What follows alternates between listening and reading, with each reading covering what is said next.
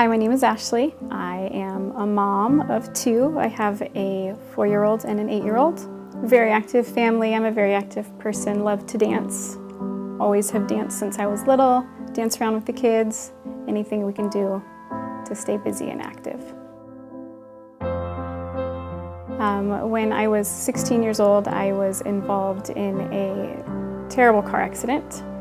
We were T-boned, and my femur broke in half and severed the femoral artery in my leg. I was taken to Maricopa County Medical Center, which is a teaching hospital, so there was a trauma team there who did the initial surgery.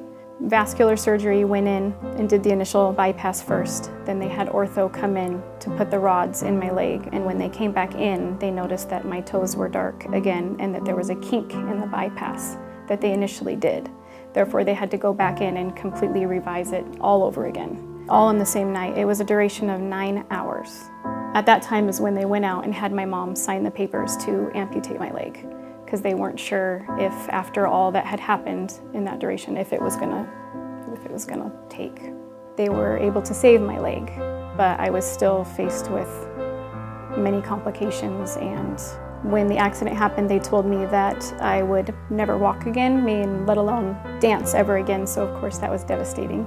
Being a 16-year-old, just about to go into your senior year of high school, worked so hard to be able to make the dance team, and then your life just changes.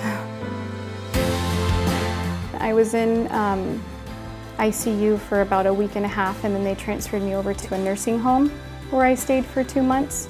And at that time that I was there, they took me to established care with Dr. Vranek. The trauma team, I was told, that performed the original surgery was here from Boston. So I needed somebody locally here who I could establish care with to continue, monitoring, and if it ever needed to be fixed again. So 5 years later, I had significant pain in my leg, in my calf. I couldn't hardly exercise, let alone walk.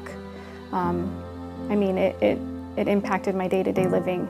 At that point is when I called Dr. Vranek's office to let him know of the changes, and we ran the tests to find out that I had less than 50% of blood flow to the bottom half of my leg, which meant I needed the bypass fixed again.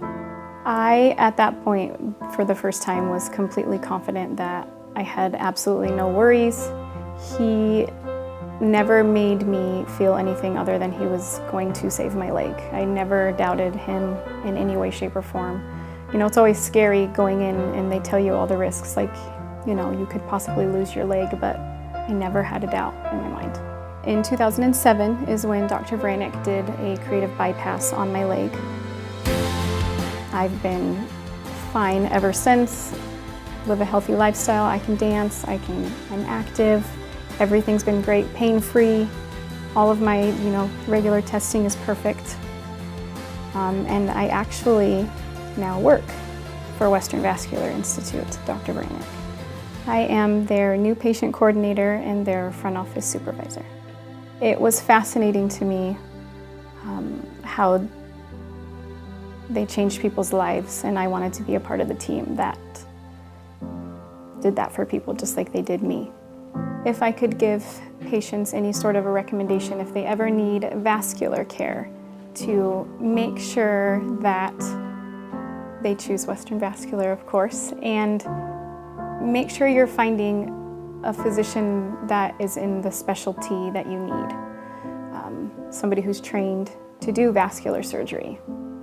I've had, the routine tests on my leg, and everything is still as great as it was, right after he fixed it. I have absolutely no problems. My daughter's in dance full-time. She's on a couple different dance companies, and being able to, be silly and work with her and dance and have fun with the kids dancing around is something that I cherish so much, even more so now, because at one point, that was almost taken away from me. So love it, and I'm just so thankful.